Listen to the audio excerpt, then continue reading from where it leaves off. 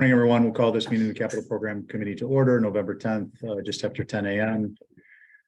Let's see, roll call. Present, PJ Kaiser, Jill Veith, Richard Hussey, myself, and no one on Zoom.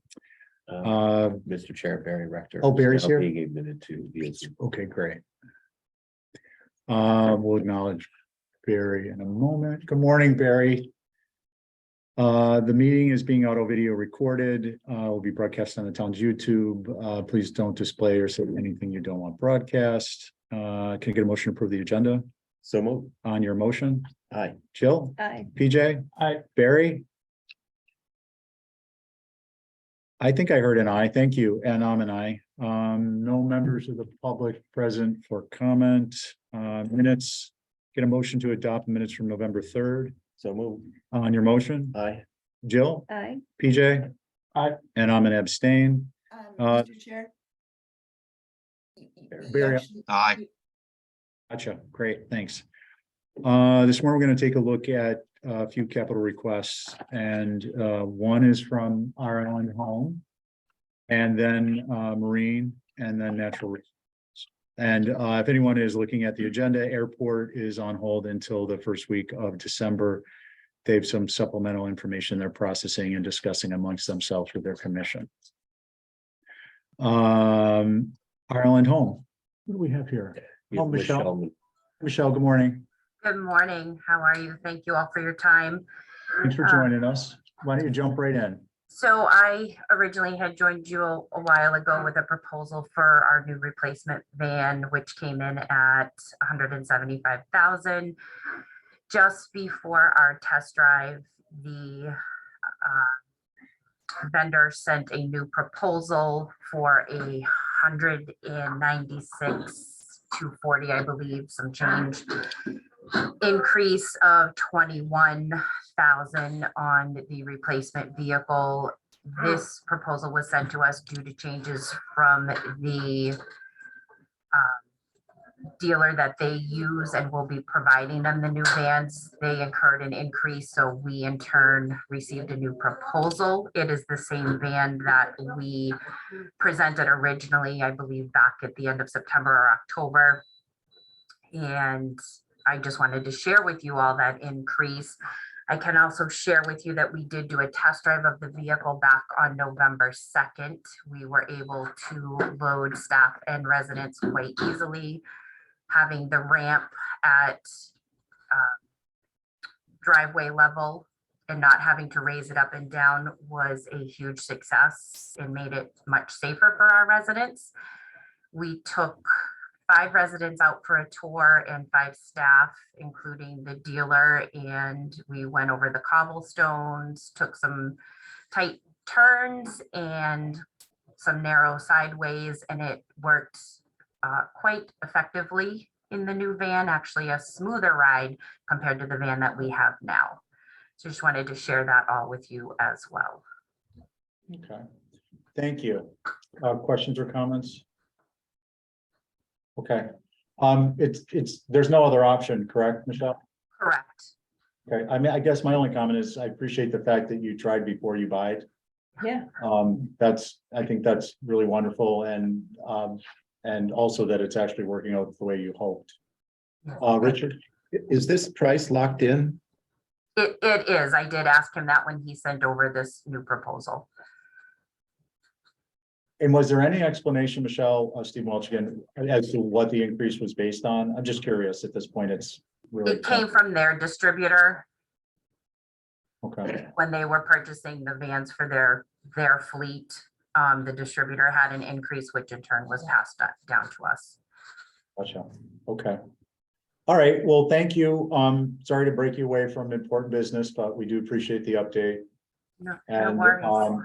it doesn't seem like there's much resistance at all. So we'll be formulating our recommendations, and this additional amount will be added to the request. Thank you so much. And I thank you all for your time this morning. Have a great day. Thank you. Thank you. Thank you. Who's next? Is it going to be Deputy Chief? You're Marine? Come up. Let's do it. You have a request in for an additional 2.5 million to complete the town pier renovation improvement project. We went out to bid past August for the repairs of one big project for the timber pier and the floating docks. And what's happened is the prices for steel and timber and all the materials have basically doubled.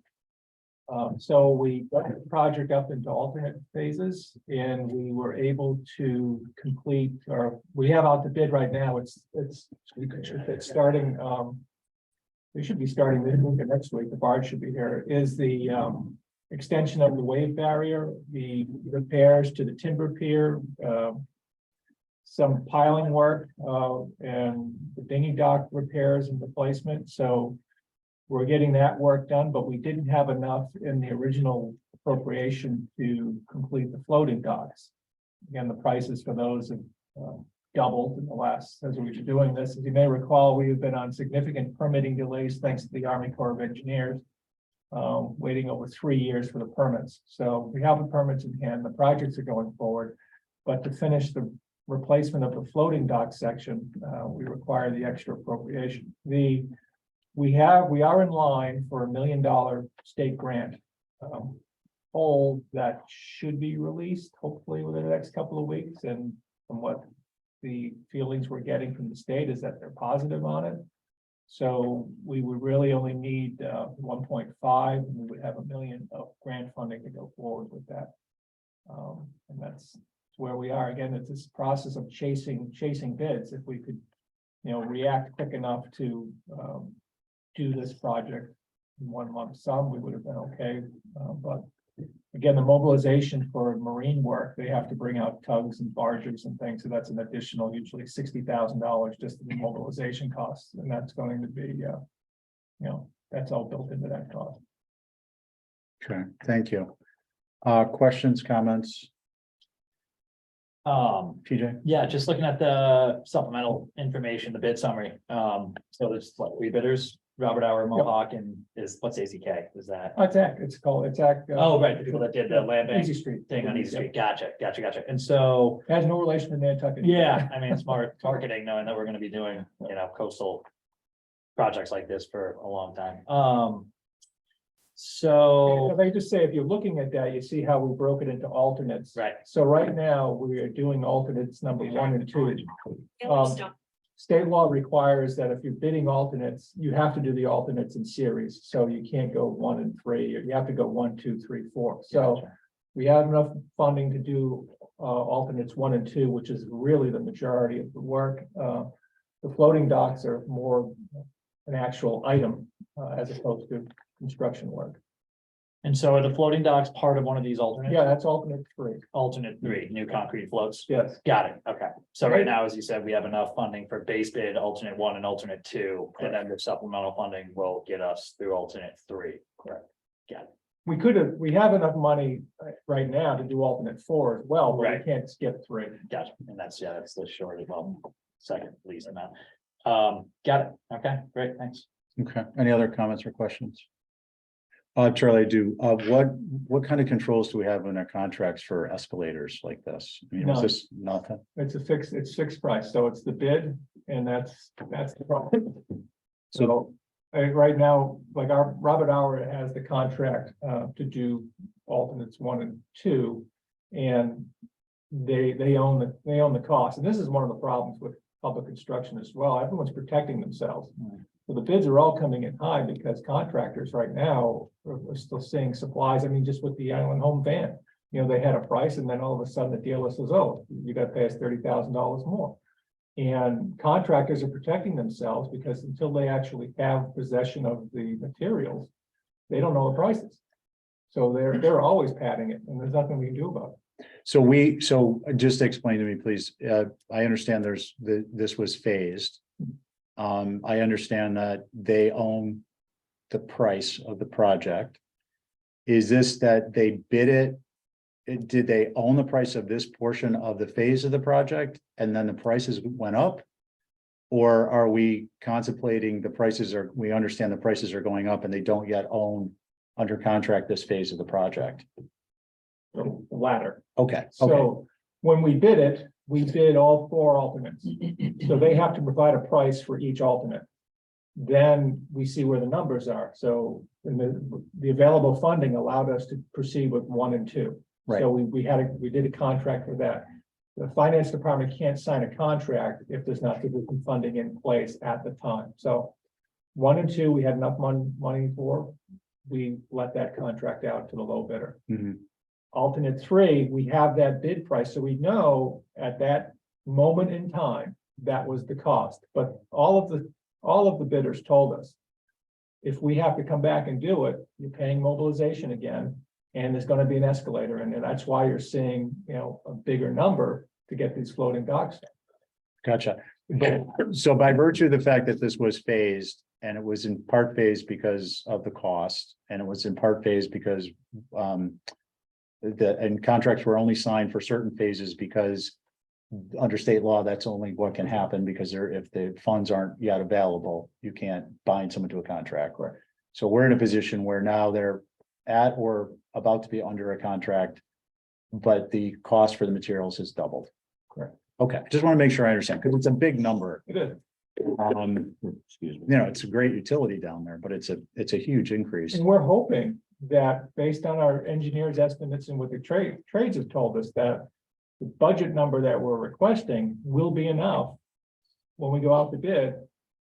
If we get the funding, if we go out to bid, as soon as we get approval for the funding, we're gonna put the bid out and see where the numbers come in. And hopefully we can happen. And the other question I have is materials wise. So this is just something I'm involved with on another project, but the primary, most materials have kind of stabilized material costs. Some are actually kind of coming down based on inventories. But for stainless, metals are the ones that are really escalating. I'm just curious, do you have an idea like what proportion of the materials cost are? Is this, primarily metals? Is it primarily wood? What is the construction elements that we're putting into this Well, project? Right now that we are out, the contract that's been let already, that's the wave barrier and the timber. So you have 40 and 50 foot timber piles for the replacement of piling. You have steel, which is W7 iron I-beams that are part of the wave barrier structure. And so those costs have gone up, but they have possession of those now. So there's no more escalators built into those. The concrete docks, there's rebar and concrete. Mhm. And supply side, we don't see shortages other than labor of the float manufacturer having the facility with labor to build them when we want. We've been told there's a 6-month lead time on them. So even if we were able to put this out, we would be hard pressed to get them in prior to 2024. Just because of the lead times involved. But the installation date is exclusive of the paying for them. as well. Okay, just make sure I understand. Okay, well, it's helpful to get that information. But just one thing to keep in mind, as we project further out, and the contractors know they won't be able to do an installation until 2024. They're building in labor costs, where's fuel costs going to be, where are they going to be in 2 years? And this is the problem with these long lead items, and because we're gonna lock them into a contract, and we have to, then they pad the contract because they're gonna protect themselves. It'd be nice if you could do fixed cost plus contracts with these things, but you can't. Yeah. We need to put the money towards an industrial center and staffing for our own capital project teams. Bring them all over on winter boats. Okay, no, I get it. All right, well, thank you for that information. Any other questions? On this? I just have a quick, just on the. Yeah, on the- Christie. On the product that we're getting, is this basically very similar to what's been there? Or is there any upgrades to this equipment that makes it easier to maintain it, to service it, to remove it if there's a storm? The floating docks are significant improvements. And one of the things that we did is we couldn't do the floating docks, and this project has been going on since almost 2015. It's been years. Now, the extension of the wave barrier was needed to stop the northeast swell coming in, tearing up the floating docks that are there. So it wouldn't have made sense to be with the floating dock replacement until we did the wave barrier first. So by having the wave barrier improved, that will mitigate the wave damage, storm surge, sea level rise, all that, with the floating docks. So now that we're in the floating dock system will be not wood subject to breaking and flexing as they are now. Very robust, I hate to say concrete floating docks, it sounds like, an oxymoron, but they are. And the Coast Guard, if you look at the Coast Guard station here, they have similar docks there. But so one had to sort of precede the other, so it would have made sense to do floating docks without doing the wave barrier first, but the whole system will be greatly enhanced and improved what's there now. When you say wave barrier, is that the front bulkhead? Yeah, that's the choke. Main We're bulkhead. extending that, we're reinforcing that and extending that 100 feet towards the boat basin. Awesome. Oh, that's great. And that work is going on now. You should see cranes and barges within Yeah, 2 wow. weeks. Right. Any other questions or comments at this time? This one? All right, well, thanks for coming in. Appreciate it. Thank you. Rinse and repeat the comments on the recommendations, the review, and Yeah. we'll go from there. Okay, Thank you. Thank you, Jeff, you're up. All right, good morning, everybody. Morning. Morning. Sorry, I stayed next door. Wait, one sec, Jeff. We, Are you gonna talk about the harbor dredging money? I saw that on the agenda, for the marine department. Millie's Bridge. Oh, okay. Yeah. Sorry. Okay, Jeff, go ahead, sorry. Sure. So this was a project that kind of changed homes recently. It was originally listed as a public works project for the work on Millie's Bridge and got moved into our office for coastal resiliency purposes. And kind of taking current information and the number that we had carried forward. We've had to adapt this project a little bit to hopefully make a little bit better sense longer term. So the original project was to kind of redo and rebuild Millie's Bridge. Based upon our projections that we included in the write-up here, Millie's Bridge could be severely impacted by just regular tidal cycling and flooding anytime within the next 10 to 15 years. So in our discussions, maintaining the bridge in place and maintaining the structural supports for the remainder of the effective life of the bridge seemed to make more sense than a huge capital investment to rebuild a bridge that won't be useful within the lifetime of that bridge. So we've kind of focused and included the early work for the other coastal resiliency project to do some level of dune stabilization and construction of dunes in the area, but also addressing some access needs and some longer term planning for our public access points that are here and kind of a Manicat area adaptation. So the real highlights here are the evaluation of the bridge and the recommendations for what's needed to maintain that bridge for the projected life cycle. Capitalizing on the existing planting program that we have in the area in front of the bridge to try to maximize that time. That's a pretty low cost option for us, kind of instituting that same planting program at the end and corner of Ames and Manicat Road and extending that further.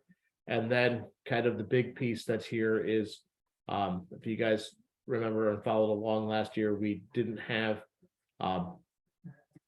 the best beach access out in Manicat and had some concerns for lifeguards and things early in the season. It moved around and that parking lot is causing some significant problems and some significant erosion from the top down. And I think what we're proposing to do is to capitalize on that property along Macy Lane that the town has taken possession of in a land swap with the Manicat Land Trust, opening that area up to parking, converting that existing parking area back to a vegetated area that grades away from the top of the bank to minimize that top over erosion, replant it for stability.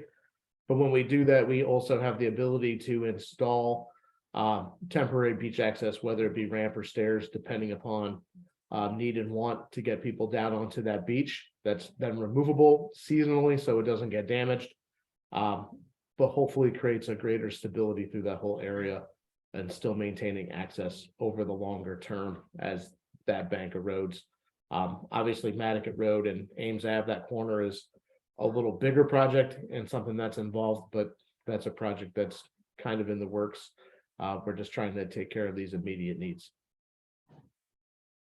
Okay, thanks, Jeff. Questions or comments? Jeff, this was originally a 2019 or a fiscal year 19 request. Well, I'm just trying to grasp what are we looking at here? An additional million? Or is this a reappropriation? Or what? I'm not sure what. I'd have to ask Rick again. This project was moved from Public Works to our office in the last couple of months, so I'd have to dig into the history of it a little bit more. But can certainly get that answer to you. I know when it originally came up in 2019, that was also right around the time when that dune breached during that winter storms and caused some significant scouring through there and filled that in. That there was some concern for the long-term stability of that bridge and access to Smith Point. And Rob at the time may have put in to replace or do work on that bridge. I think as we've gained some further information, rebuilding that bridge from scratch may not be the most fiscally prudent thing to do.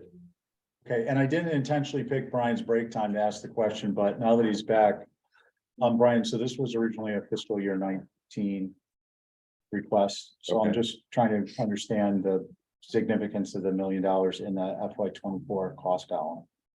Is there money that's been appropriated prior? Is there? We do have, I think, it's either 100 or 250,000 that was appropriated, I think. For last year design. For design. Okay. That's, we actually have worked a little bit with EPG on helping do some of that already. Okay, And with this new kind of scope of the project, we'll be giving it back to them to give us a rough estimate on the redesign costs to move forward.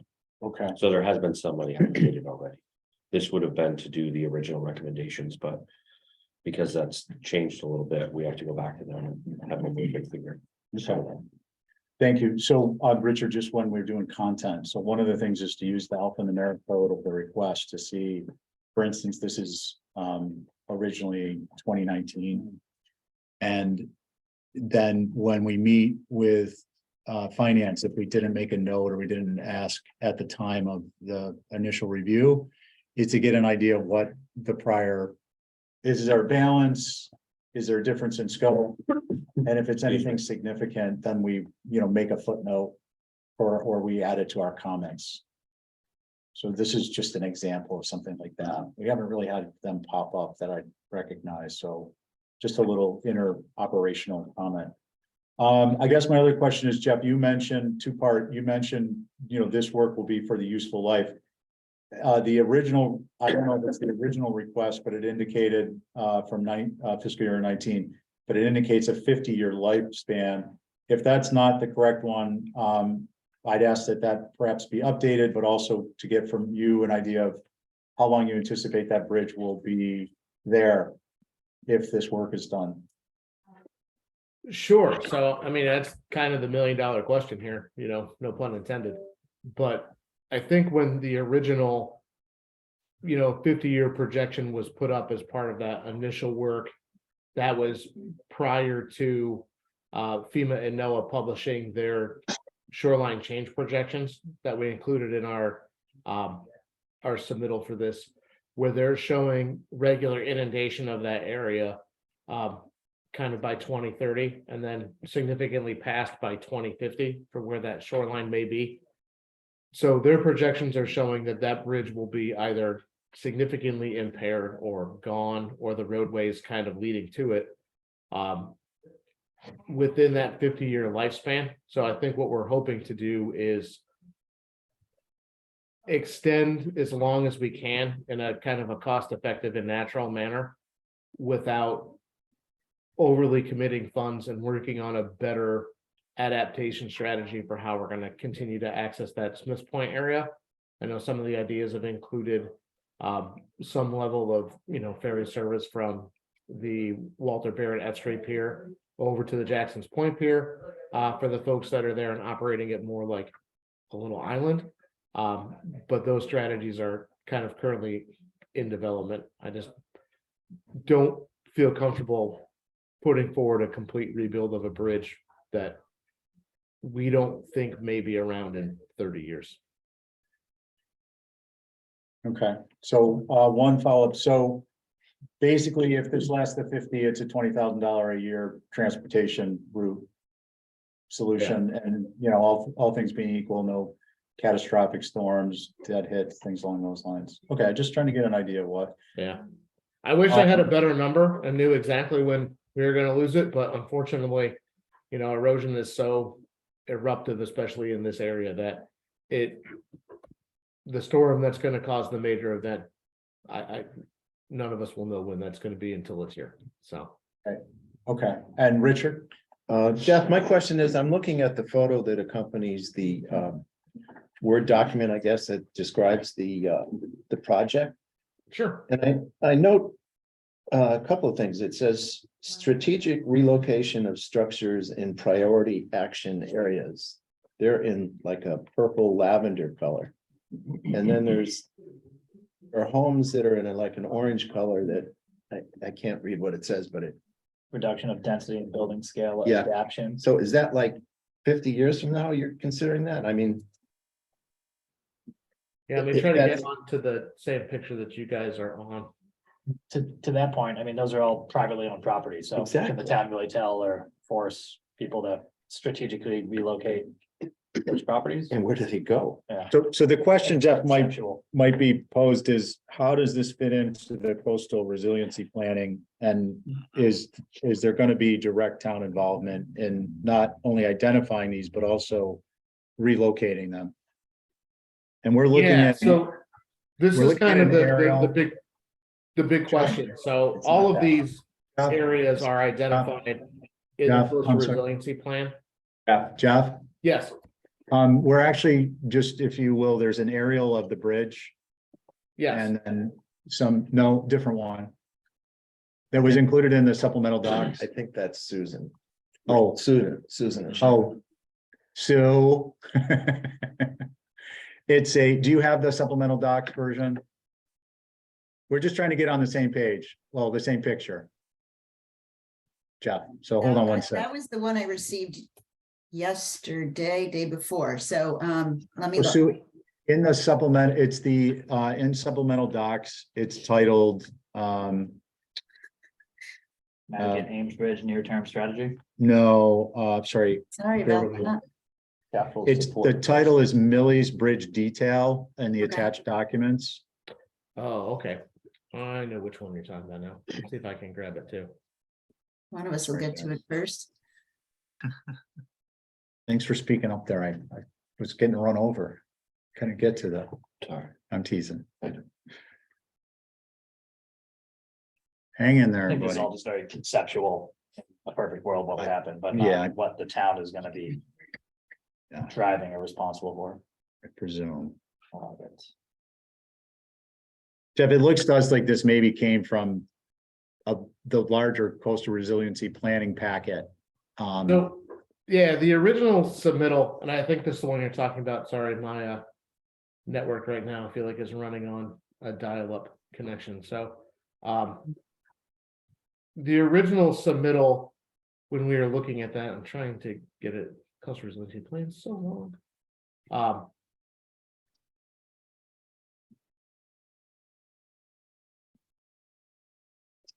Yeah, so I think I have it, if I can. Can you share your screen? You should be able to. This is the one. That's it. That's it. Yep. Right, so this is a direct take from the coastal resiliency plan. And the project that's in front of us today is kind of a pivot on this a little bit. Obviously, the houses that are in purple, the strategic relocation of structures in priority areas is something that the town is gonna have to work with private homeowners on retreat or adaptation strategies to either relocate or protect, or in some cases, unfortunately, wholesale relocation or demolition may be the only option that's available. But to have mechanisms in place, I know we're working on right now in this current fiscal year, putting together kind of a homeowner toolkit for strategic retreat and how to do that and how to accomplish that. But obviously the town can't, force people to do that until their houses get into a situation where they may be condemned for safety or health purposes. But I think we would like to more proactively work with the houses in purple to find places for them to go, or at least make a plan for what we're looking at. The rest of the project, the dunes for protection, and the dune restoration pilot project and the things in green are still things that we're looking to do as far as, enhancing the dunes, enhancing planting, protecting those resources as long as possible to buy the houses in purple as much time.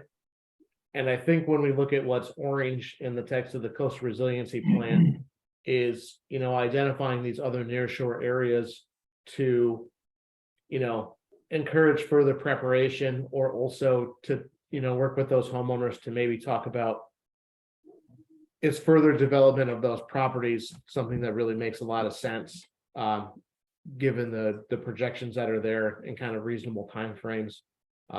And also, working with them to have a greater preparation of what's there. And then for the bridge itself, I think this is where it comes from, is these projections are showing the bridge to be a much shorter lifespan than originally projected, is working with that restriction to come up with strategies for all these areas that make some sense. Okay. I think that answers your question, Richard. Yes. Okay, just double checking. Yeah.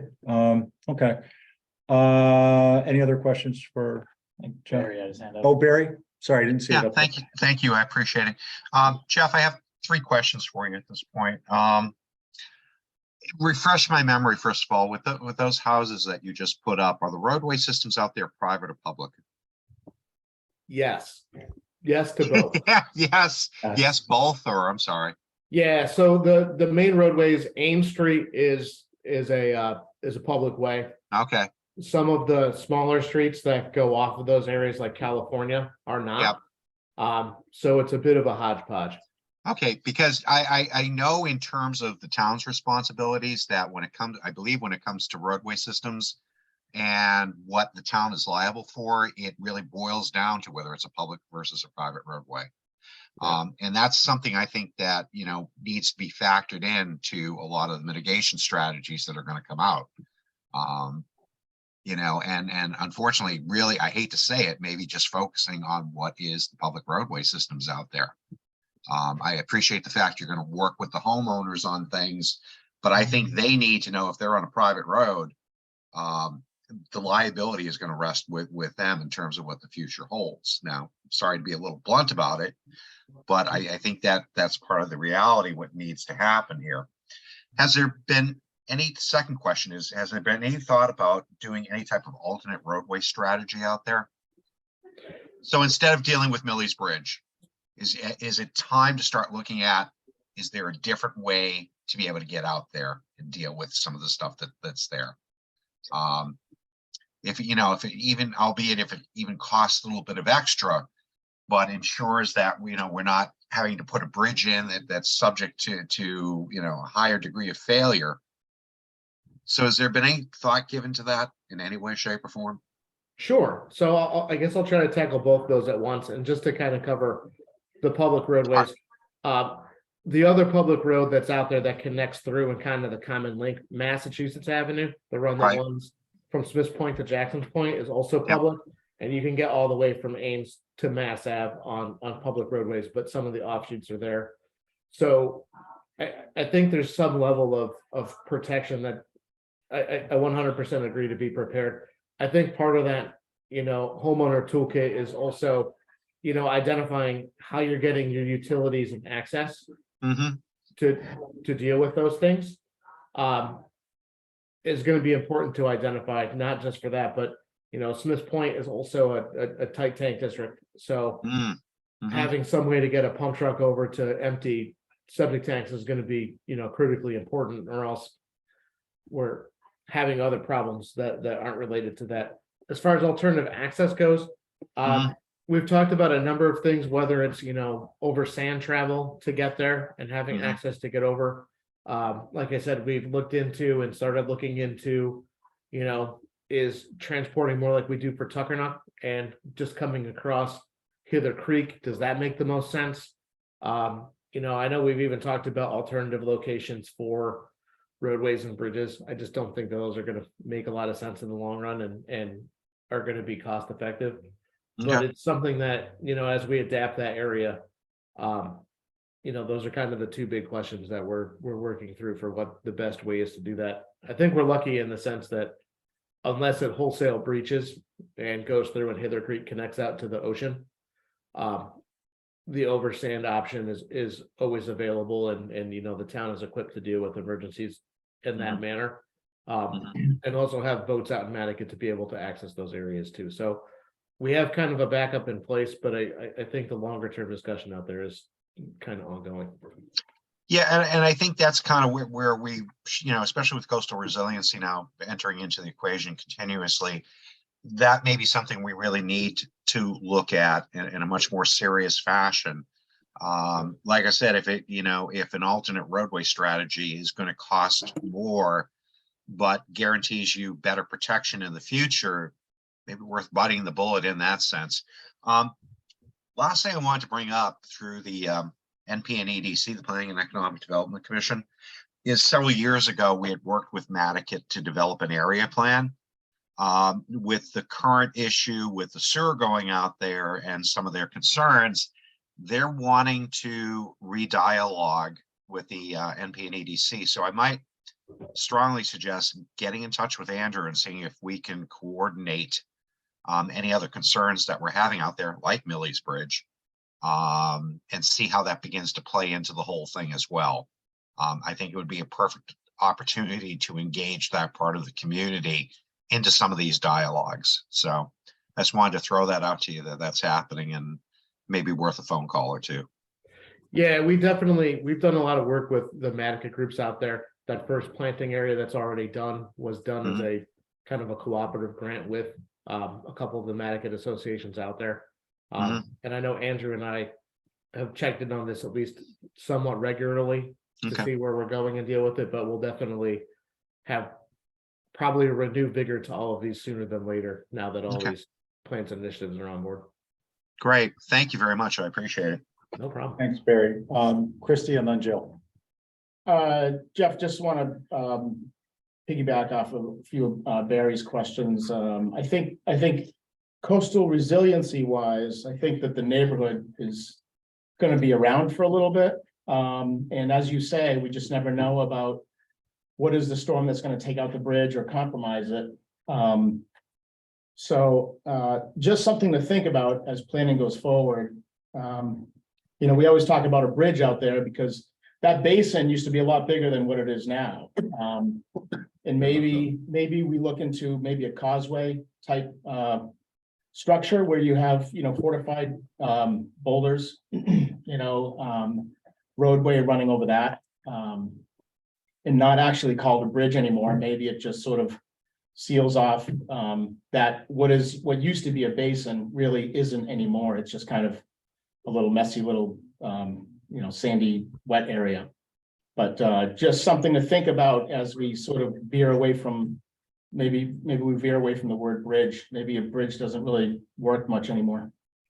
No, 100% agree. I know we're talking about, causeways and those style structures, or something that allows better water passage that's there. I think our concern with this area in particular is the bridge may not be the problem. The land and road getting to the bridge may end up being the problem. You have like a bridge with, no connection on either side. But that area has been so interesting. Like you said, poor Andy Menz's dock is still sticking out of the sand there for where it used to be in the little lagoon at the end of the creek. So it's changed a lot and changed quickly, but it's definitely causeways, alternative structures, whether we can span areas with better materials now. I know we've talked about everything from, a series of large scale like box culverts to essentially set up to get across so water can pass through freely, but you still get the structural support. I think all those options are on the table. I think we just want to make sure we have enough time to properly vet and afford those options and in a cost-effective way. I think that this project in front of us is that first step to kind of get us a little bit more time. Just a comment. Yeah, as you say, Jeff, I mean, with, septic, public safety, and utility and water, I mean, I think it's a valid point for, considerations maybe a little bit sooner. I personally think the bridge is gonna stand for quite a while, but as you say, you don't know what's gonna happen around it. I know. Joe? Thanks, Kristen. Jeff, doesn't the town own quite a bit of land on that side of the bridge? Little pockets of land here and there. Is that part of looking at the mitigation efforts for the houses? Sure. So the town does own some small pockets over there. Most of the ownership that the town has, a lot of it has gone to the land bank on Smiths Point proper, and kind of the Esther's Island area proper. There is another small parcel down by the Jackson Street Pier where the harbor master's office maintains the structure. But other than that, there's really one lot in there that's still vegetated. The Smiths Point lot and Esther's Island lots probably won't work out because Yeah. most of them are either within resource area, they're coastal beach or coastal dune, and I don't think you could, obviously permit relocation onto those spots. But I think a lot of that's gonna fall on those private homeowners to identify areas where they may be able to move their structures. Because the town just doesn't have land available. But I know we're, like I said, through the coastal resiliency process, kind of exploring all those options. Okay, thank you. Any other questions or comments? Barry has his hand up. Oh, Barry, please. Thank you. Sorry for being out on the left field there. Hey, Jeff, just two other things came to mind. I don't know if there'd ever be an opportunity to work with the land bank in terms of being able to do anything with house relocations, but especially the houses on the public roadway system. I'm wondering if, land is a major commodity out here, no question about it. But if there's ways for us to be able to work with the land bank, maybe land swaps or something like that to gain access to land that would work.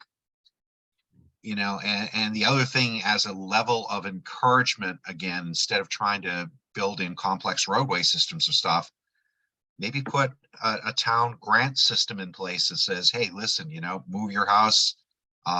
We can help you try to find some land and maybe incentivize you toward $100,000 grant toward doing it. No, those are excellent ideas. I'll share those with Vince in our office and take those back to the Coastal Resiliency Committee and see what comes of that. I think those will be interesting to talk with Jesse at the land bank. Yeah, because again, it's that whole liability issue. And if, again, like it's a question of when something's going to happen out there. And if we can at least have kind of some different strategies under our belt, and realize, okay, that may be really the cheaper alternative here, as opposed to looking at the, retrospective aspect, like with Baxter Road and that whole situation. That may be the one that says, okay, do we want to be proactive, or do we want to be looking at it like a Baxter Road situation where we're having to respond last minute to having to deal with things? So, and I'm always in the proactive camp. I would prefer. No, and that's what I love about you. Thank you. That's so great. Much appreciated. Great suggestions. Thanks, Barry. I just comment, Jeff, quickly on the bridge itself. I mean, the problem, it seems to me, is that it starts at a fixed point and ends at a fixed point. I would not discount as a potential solution modular construction, because it's scalable and you can relocate your embark and disembark points, your beginnings and your ends. I go far as to suggest, when you're sleuthing it, you all might consider, we talked about concrete floating docks. Washington State has a tremendous floating bridge network. I think they've got the one that's 7,000 feet long. It costs 2.4 billion. We're certainly not looking at that type of a thing. You know, it's a multi-lane, multi-level floating bridge. But in this instance, a much simpler approach might be something that could work. Because as the topography changed and the ground underneath the beginning and the ends of that bridge changed or were eliminated. With the floating concept, the location of the start and not just longitudinal along the current path, but overall, if the ground is taken away, could be relocated. And there might, be a lot more flexibility there. It's not directly pertinent to this request, but it is in terms of design concepts for the future. And even on this particular request, if something like that could be thought of into a solution for the 40th to the 60th year, utilizing what's there existing now, and what's going to be implemented for the near term. It's just something to think about. I know you guys are busy at Coastal Resiliency, but I don't know, it just occurred to me. So thank you for your time. No We problem. appreciate it. Again, rinse and repeat on the review and recommendation process. And we will be in touch if we need any additional information. Sounds great. Thank you guys for the time. Okay, Thanks, thanks, Jeff. Jeff. All right, so I wanted to clarify, I see Art is here. Art, hello. I don't know if you're actively listening, but we did reschedule at the request of Tom Rafter Airport to the first week of December. So airport is not on the agenda today. Report writing work group updates. Sue, do you want to update on just Plum stuff? Sure. So I met with Bill Blanchard from Plum on Monday. He has put together the 2 appendices from the final report. They are now live on Plum, so you can see them. They're up at the top of the screen under reports. I think they look pretty good. Stephen, I'm not sure if you had a chance to take a look at them. He had a couple of formatting issues that were challenges. One was with the borders and the other was with the auto row height. Hopefully we can work around them. And I believe we didn't focus too much on the comments and footnotes, but I did take a look at them. We went over them briefly and they seem to be working. They seem to be working well from what I see so far. Okay, thank you. So yeah, I did take a look at the Appendix A and Appendix B layouts. It's remarkable, remarkably positive, I can report. The formatting, I mean, there's going to be some changes. It includes the project code. But I think that's minor. That's a templating. It's something that can be addressed. There's a little bit more information than we need in the description. But Sue, I'll follow up with you on that.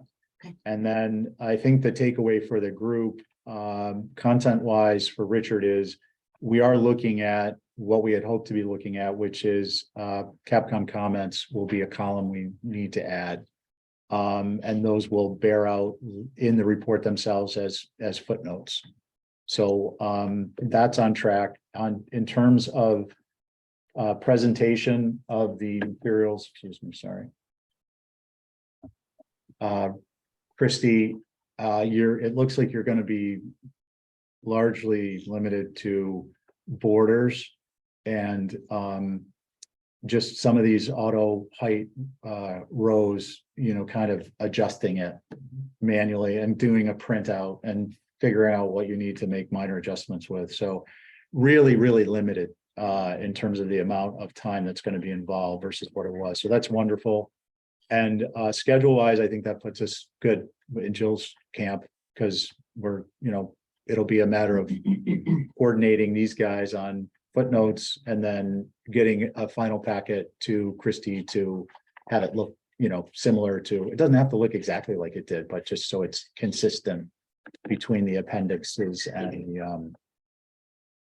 the rest of the body. There's Just work. tell me how I access this. Where do I go? So we're gonna, I think what we're gonna do is we'll do a little separate meeting and we'll look at these things, because I don't want to just dump it on you guys. We can grant him access to the reports, Okay, so you can hold. yeah, that'd be great. So I can cover that with you at the end of the meeting. And then I think once we're at the point where mid-December, we'll need to do a persistent caller. We'll have a meeting where we kind of figure out what's next. Okay.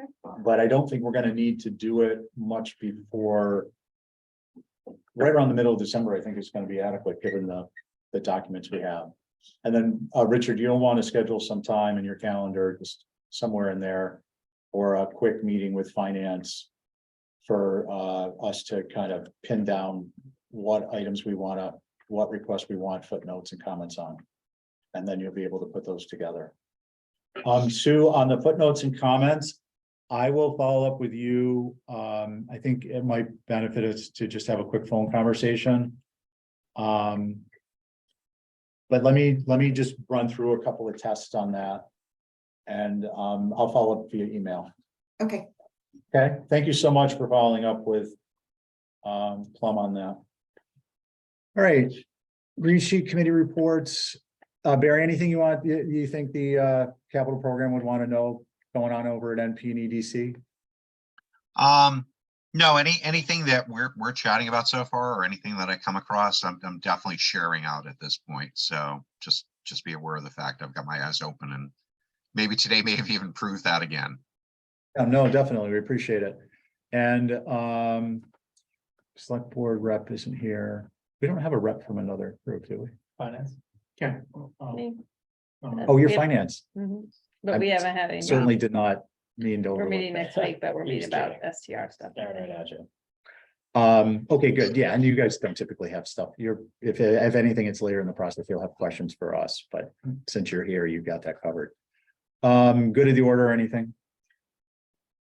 Okay, so date of next meeting is Thursday, November 17th. We'll have town admin and anything else?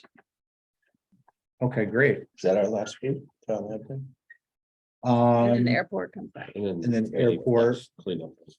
Yeah, cleanups, and I would encourage you. Sue, did you send out perchance, I didn't check to see the report that includes the status of the Rorys, the Excel sheet, did you send that out to everyone or just to me? I will have to go back and look. I think I might have You sent Rory No. just to you. Okay, so what I would like to do is just ask you to please go ahead and send that out to everyone. You guys, it's basically a spreadsheet that is the team view, but it's in the presentation is just, there's no borders, there's no nothing. To show what are completed. Yeah, it'll show you what's completed, and more importantly for anyone, it'll show that you've, I think there's a column on the left side near your name, and it says none. So if you just go through, all I did is I went through and I highlighted, I did a sort based on my name from the top, and then I called out everything else, and I did a printout of the report.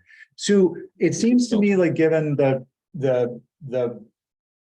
product we're seeing with the template for the report, and then the data fill that he then used the database to fill the template, that the Rory, we could get something that basically allowed by a drop-down menu, the ability to create an Excel for each individual member as to the status of their Rorys.